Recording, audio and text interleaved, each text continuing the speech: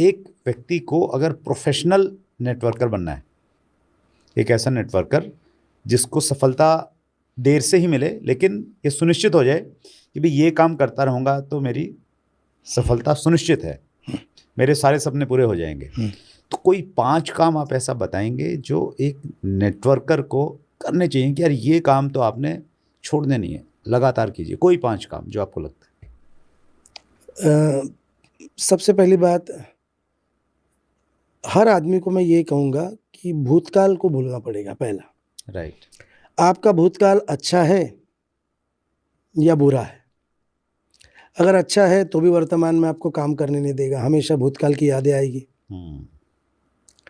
और अगर भूतकाल आपका बुरा है तो भी वर्तमान में काम करने नहीं देगा, क्योंकि भूतकाल का अनुभव आपको वर्तमान में रोके रहेगा।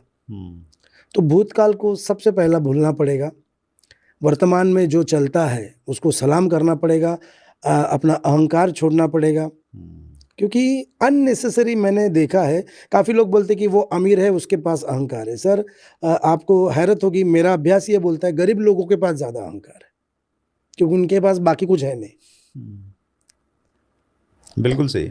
उनके पास अहंकार ज़्यादा है कि हमको कोई सिखा नहीं सकता, हमको कोई समझा नहीं सकता, हमने दुनिया देखी है। तो अहंकार छोड़े। आपके करीब के लोगों ने कार ली है तो उसमें खुशी मनाए, उनके कार में इंटरेस्ट दिखाए कि भाई हमें भी पानी है, थोड़ा सा हम्बल बने। तो पहला पॉइंट हो गया कि भूतकाल को छोड़ना पड़ेगा, वर्तमान में जीना पड़ेगा। हाँ। राइट। दूसरी चीज़, दूसरा, सोचे कम करे ज़्यादा। काफ़ी सारे लोग सर सोचते हैं। सर नाइकी शूज़ एक ब्रांडेड शूज़ है, आपको तो पता है, उनका स्लोगन है जस्ट डू इट। और ऐसा राइट मार्क है। हाँ। तो जस्ट डू इट, सोचे कम करे ज़्यादा। काफ़ी सारे लोग सर इतना सोचते हैं, too much analysis make paralysis. ज़्यादा सोच आदमी को खोखला बना देती है। सोच दिमाग में आना और उसको एग्जीक्यूट करना, उस पर एक्शन करना। मैंने देखा है सर, काफ़ी सारे लोग होते हैं, सोचते हैं कि करोड़ रुपया ऐसा मिलेगा वैसा मिलेगा, ये प्लानिंग ऐसा, इतने प्लान शो करनी चाहिए, इतना क्लोजिंग होना चाहिए, वाह सेटिस्फैक्शन मिल जाता है और सो जाता है, क्योंकि वो मुंगेरी लाल के हसीन सपने। एग्जीक्यूशन जरूरी है। हाँ सर, एग्जीक्यूशन जरूरी है, एक्शन जरूरी है। तो एक्शन जरूरी है सर। हमारे पास समय नहीं है सर, 8 घंटा समय देकर आज तक आपने कितना कमाया? उतना ही कमाया जिसमें अभी तक आपका सपना पूरा नहीं हो रहा या फिर जरूरतें पूरी नहीं। चीज बोलता हूँ, knowledge plus action is equal to result.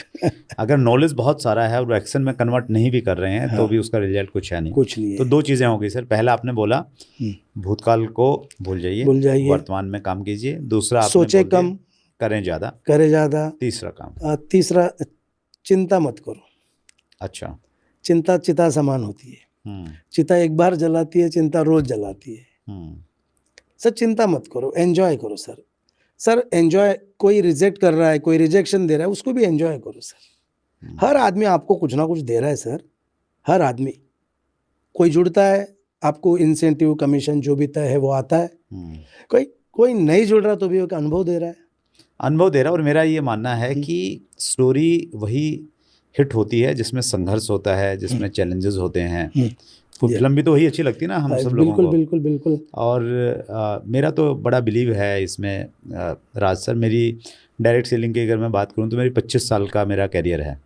तो 25 साल के इस सफ़र में आज मैं, अगर कोई मेरे से ये कहे, मेरे से पूछें कि जी 25 साल में आपको अपना सबसे अच्छा समय कौन सा लगता है जिसपे आपको प्राउड फील होता है, तो मुझे वो समय अच्छा नहीं लगता कि जब मैंने पहली गाड़ी खरीदी थी या मैंने पहली मर्सिडीज़ खरीदी थी या मुझे डायमंड की पिन मिली थी। प्राउड मुझे उस समय पे होता है जब मैं संघर्ष कर रहा था।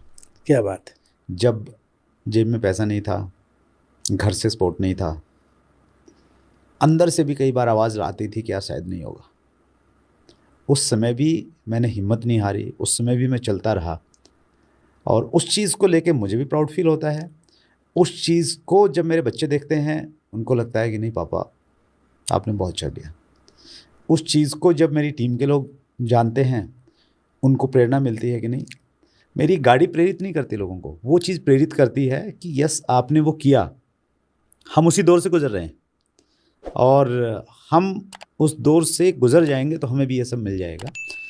तो चिंता करेंगे तो फिर सही नहीं है, तो उसको एंजॉय करें, वो जो भी हो रहा है वो सफर आपकी को कहानी का एंजॉय हिस्सा करें, बने। ठीक है, जर्नी को एंजॉय करें।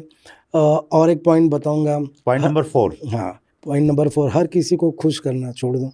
हाँ, आप भगवान नहीं है, आप इंसान हो। आप अपना प्लान प्रेजेंटेशन के लिए जा रहे हो, आप किसी को खुश करने नहीं जा रहे हो। अपनी बातें साफ सुथरी रखो, सामने वाला करे ना करे, बट डोंट बी डिप्लोमैट।